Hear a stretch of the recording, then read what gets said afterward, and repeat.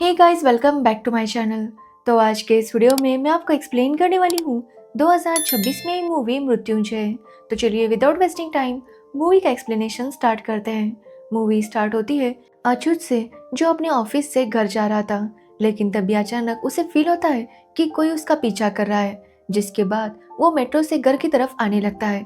वहाँ पर भी उसे ऐसा ही लग रहा था कि कोई उसे फॉलो कर रहा है। जिसके बाद वो अपने घर के पास आता है, तब उसकी मुलाकात उसके एक दोस्त से होती है। अब अच्युत उसे बताता है कि उसे लग रहा है कि कोई उसका पीछा कर रहा है। अब ये सुनने के बाद उसका फ्रेंड उसे कहता है कि वो उसके साथ उसके घर तक चलेगा, बट अच्युत कहता है कि वो अपने आप चला जाएगा।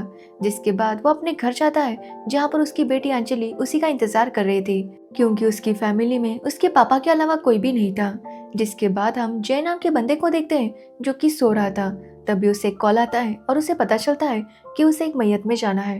एक्चुअली ये किसी मुस्लिम आदमी की मैयत थी, इसलिए जय भी मुस्लिम की तरह गेटअप करता है और वहां पर चला जाता है। वहां वो सब कुछ अच्छे से नोटिस करने लगता है। उससे पता चलता है कि जो आदमी मरा था वो काफी फेमस था, इसलिए वो सबसे कहता है कि इस आदमी के लिए वो एक एडवर्टाइजमेंट छापना चाहता है, ताकि पेपर में सबको पता चले कि इसकी मौत हो चुकी है।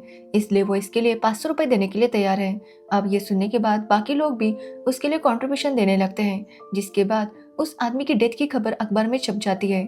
यहाँ पर हमें पता चलता है कि एक्चुअली जय एक न्यूज एजेंसी में काम करता है, और इस तरह से वो मरे हुए लोगों के घर जाकर उनके घर वालों को श्रद्धांजलि पेपर में छापने के लिए कन्विंस करता। इस तरह से अब तक उसने 1000 से भी ज्यादा श्रद्धांजलि छपवाई थी, जिसकी वजह से जय का बॉस काफी खुश था और वो जय से कहता है कि जय को जो चाहिए वो उसे दे देगा।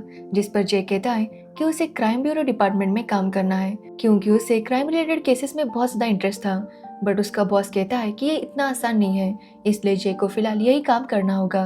वो लोग इसके बारे में बाद में बात करेंगे। जिसके बाद जय काफी उदास हो जाता है और फिर से अपना वही काम करने लगता है, मतलब लोगों के मैयत में जाना और उन्हें श्रद्धांजलि देने के लिए कन्विंस करना। अब एक दिन जय एक घर में जाता है, जहाँ का माहौल काफी अलग था। वो देखता है कि एक बच्ची एक बॉडी के पास खड़ी थी। एक्चुअली ये कोई और नहीं बल्कि अंजलि है।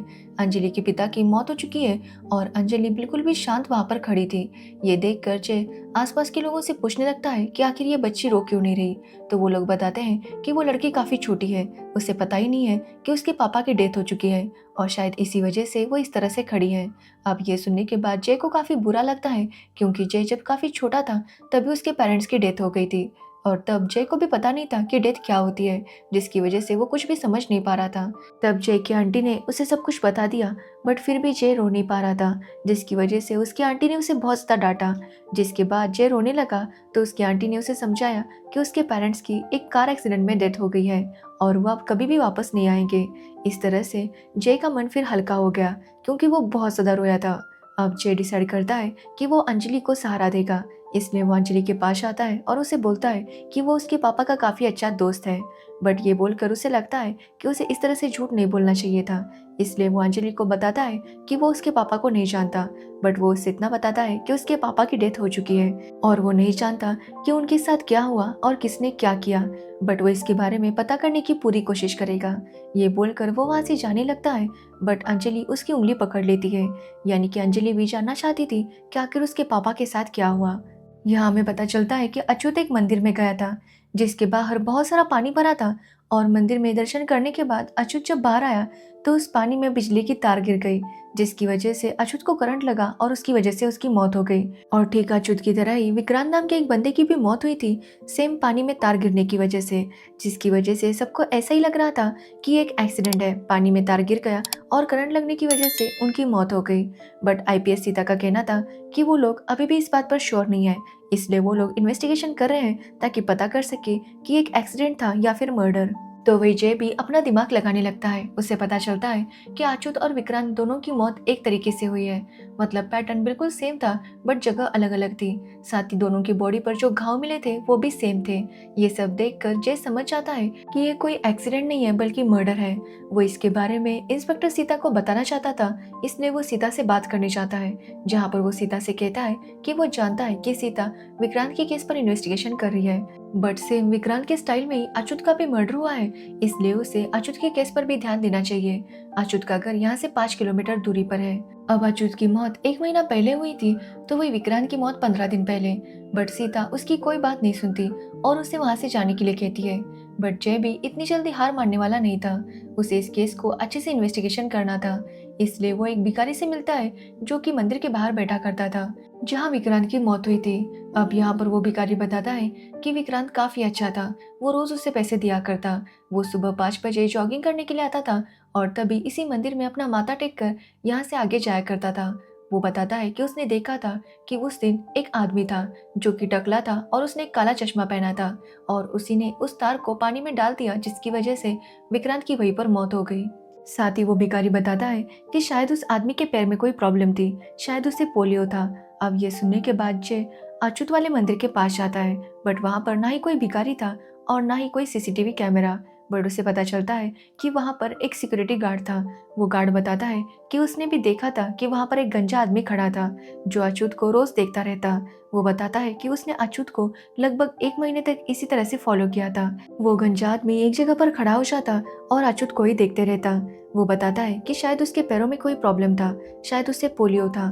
अब ये सब सुनने के बाद जय सोच में पड़ जाता है, क्योंकि भिखारी ने उसे बताया था कि जिस आदमी ने विक्रांत को मारा है वो बस 4 दिन से विक्रांत को फॉलो कर रहा था, मतलब इस तरह से विक्रांत को देखे जा रहा था। तो फिर उसने अच्युत को 1 महीने तक फॉलो क्यों किया।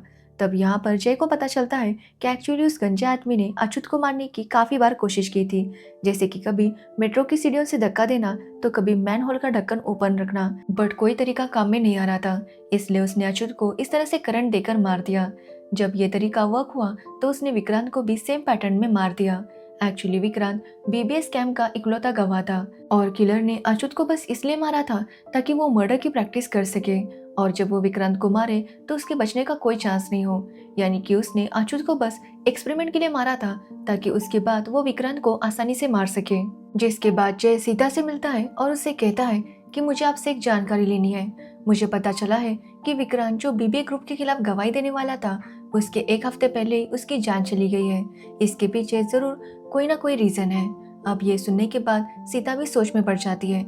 जिसके बाद जय अच्युत के घर जाता है और उसके भाइयों से बात करता है, तो वो लोग भी यही बताते हैं कि अच्युत कई दिनों से कह रहा था कि कोई उसे फॉलो कर रहा है, बट उन्होंने कभी भी उसे नहीं देखा। अच्युत का ये भी कहना था कि कोई उसका पीछा करते करते उसके घर तक आ चुका है। तो वही सीता पर उसके सीनियर से काफी ज्यादा प्रेशर आ रहा था। वो लोग चाहते थे कि सीता जल्दी से जल्दी इस केस को खत्म करे, या तो सीता इस बात को एक्सेप्ट करे कि एक एक्सीडेंट था, या फिर कोई सबूत लेकर आए ताकि वो आगे की मर्डर इन्वेस्टिगेशन कर सके। जिसके बाद जय एक बहुत बड़ी बिल्डिंग के ऊपर जाकर बैठ जाता है। दरअसल उसे मालूम चल गया था कि किलर जो है इसी बिल्डिंग पर खड़ा होकर अच्युत पर नजर रखता था। यहीं से मेट्रो स्टेशन भी अच्छे से दिखता था, जिसकी वजह से जय वहां पर जाकर वहां के लोगों से पूछताछ करता है और उसे पता चल जाता है कि किलर कौन है। एक्चुअली उस बंदे का नाम साधु है और वो वहीं पर रहता था। और यहाँ पर हम देखते हैं कि साधु ने भी जय की तरह गेटअप लिया था ताकि कोई भी उसे पहचान ना सके। साथ ही उसे पोलियो भी नहीं था। जिसके बाद अब साधु को पता चल गया था कि जय उसके पीछे पड़ा है, और इसी वजह से वो डिसाइड करता है कि वो जय को खत्म कर देगा, क्योंकि जय कभी भी उसे पकड़ सकता था। इसलिए वो गन लेकर जय के पीछे खड़ा हो जाता है।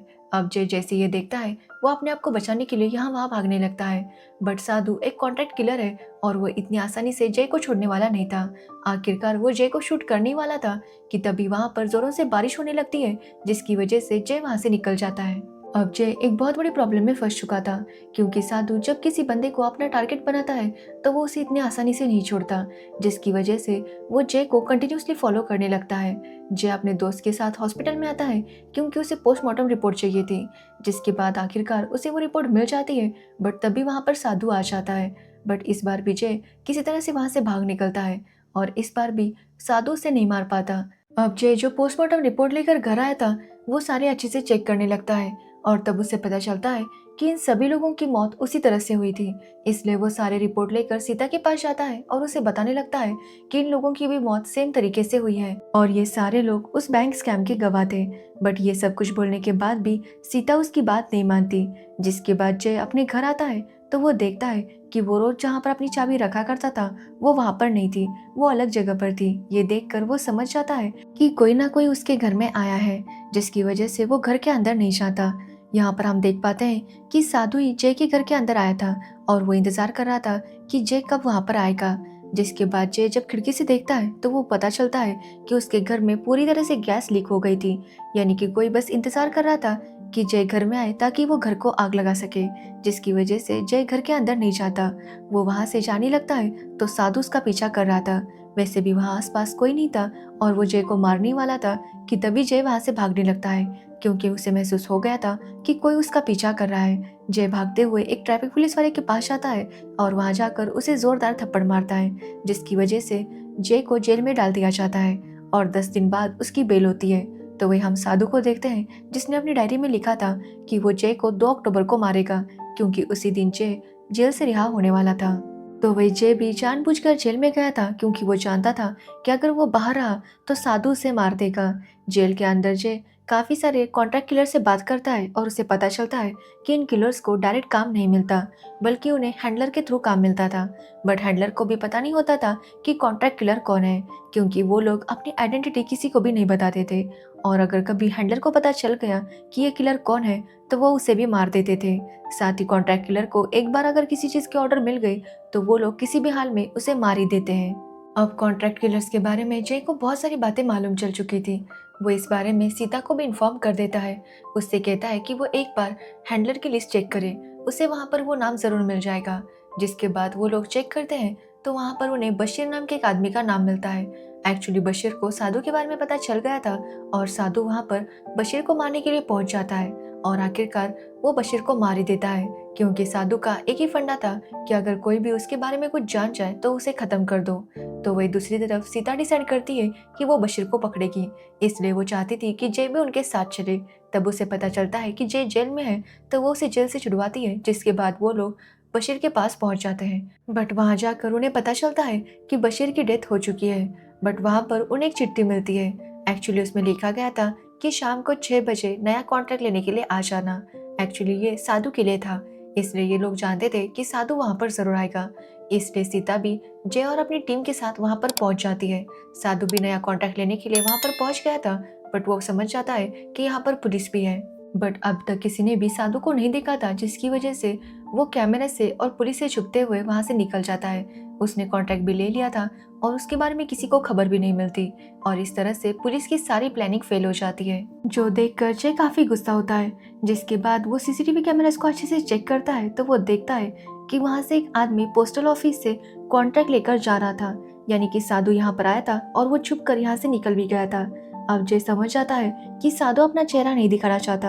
अब जय को पता चलता है कि जब वो साधु के घर गया था तो वहां पर उसने साधु का फोटो देखा था, इसलिए वो वहां से उसका फोटो लेता है और अखबार में उसके नाम की श्रद्धांजलि छपवा देता है, क्योंकि वो जानता था कि साधु इस बात को बर्दाश्त नहीं कर पाएगा कि उसकी पहचान सबके सामने आए। जिसके बाद से वो रोज साधु की श्रद्धांजलि छपवाने लगता है। अब एक दिन जब साधु एक गली से जा रहा था तो एक अंकल साधु को वहां से जाते हुए देखते हैं। वो अखबार पढ़ रहे थे और वो देखते हैं कि इसकी तो श्रद्धांजलि दी गई थी, तो फिर ये आदमी जिंदा कैसे है। अब वहां पर एक नंबर भी दिया गया था जो कि जय का था, इसलिए वो तुरंत उस पर कॉल करके बताते हैं कि आपने जिसकी श्रद्धांजलि दी है वो तो जिंदा यहाँ से जा चुका है। अब ये सुनकर जय को साधु के बारे में पता चल जाता है कि वो कहाँ पर है। वो सीता को तुरंत वहां पर बुलाता है, जिसके बाद सीता भी अपनी टीम के साथ वहां पर आ जाती है। बट सीता को अभी भी यकीन नहीं था कि यहाँ पर साधु हो सकता है। बट जैसे ही वो लोग उस घर के पास जाने लगते हैं उनके ऊपर फायरिंग होने लगती है, जिसकी वजह से पुलिस वालों को भी गोली लगती है और ये देखकर सीता समझ जाती है कि सच में उस घर के अंदर साधु है। जिसके बाद पुलिस वाले उस घर के ऊपर अटैक करते हैं। बट जैसे ही वो करीब जाते हैं उस घर में एक बड़ा सा धमाका होता है और वहां पर एक डेड बॉडी मिलती है। अब सबको ऐसा ही लगता है कि साधु की ही वो डेड बॉडी है, जिसकी वजह से सब लोग समझ जाते हैं कि साधु की मौत हो चुकी है। बट जय को पूरा यकीन था कि साधु इतनी आसानी से नहीं मर सकता और ना ही वो खुद को ऐसे मरने देगा, जिसकी वजह से उसे पूरा यकीन था कि साधु अभी भी जिंदा है। जिसके बाद कुछ दिन बीत जाते हैं और हम जय को देखते हैं जो शमशान में बैठा हुआ था। आज 2 अक्टूबर था और जय को पता था कि साधु उसे आज मारने के लिए जरूर आएगा। तभी वहां पर एक बूढ़ा आदमी आता है और जय उसे कहता है कि वो जानता है कि ये साधु है, जो सुनकर साधु भी काफी हैरान था। वो कहता है कि जब जय ने उसकी फोटो श्रद्धांजलि के लिए दी थी तब से वो जय के ऊपर काफी गुस्सा था और आज वो फाइनली उसे मार देगा। जिसके बाद हम जय को देखते हैं जो एक सलिए से साधु को घुसा देता है, बट साधु वही सलिया निकाल कर जय के पीछे पड़ जाता है। वो जय के पैरों में गोली मारता है, जिसके बाद वो जय को मारने ही वाला था कि तभी जय कहता है कि साधु की जो पानी पीने की आदत है वही उसे मरवा देगी। एक्चुअली साधु बार बार पानी पीता था और इस बात को जय ने ऑब्जर्व किया था और इसी वजह से इस बार उसने साधु की पानी की बोतल चेंज कर दी थी, जिसमें उसने जहर डाला था और साधु ने अब जहर वाला पानी पी दिया था, जिसकी वजह से उसकी वहीं पर मौत हो जाती है और इस तरह से जय की जान बच जाती है। जिसके बाद जय अंजलि से मिलता है। वो अंजलि को बताता है कि तुम्हारे पापा का एक आदमी ने खून किया था, इसलिए जय ने उसे मार दिया और अंजलि के पापा के पास भेजा है ताकि वो उन्हें सॉरी बोल सके। अब ये सुनने के बाद अंजलि बहुत ज़्यादा रोने लगती है और ये देखकर जय को काफ़ी अच्छा लगता है, क्योंकि वो बस इतना चाहता था कि अंजलि के अंदर जो दुख है वो बाहर आ जाए और वो एक नॉर्मल लाइफ जिए। और जय फाइनली सक्सेसफुल हो चुका था और इसी के साथ ये मूवी एंड हो जाती है। तो ये थी मृत्युंजय मूवी की स्टोरी। अगर आपको इस मूवी की स्टोरी और मेरा एक्सप्लेनेशन पसंद आया हो तो वीडियो को लाइक कमेंट शेयर जरूर करना और मेरे चैनल को सब्सक्राइब करना बिल्कुल मत भूलना। Thanks for watching video.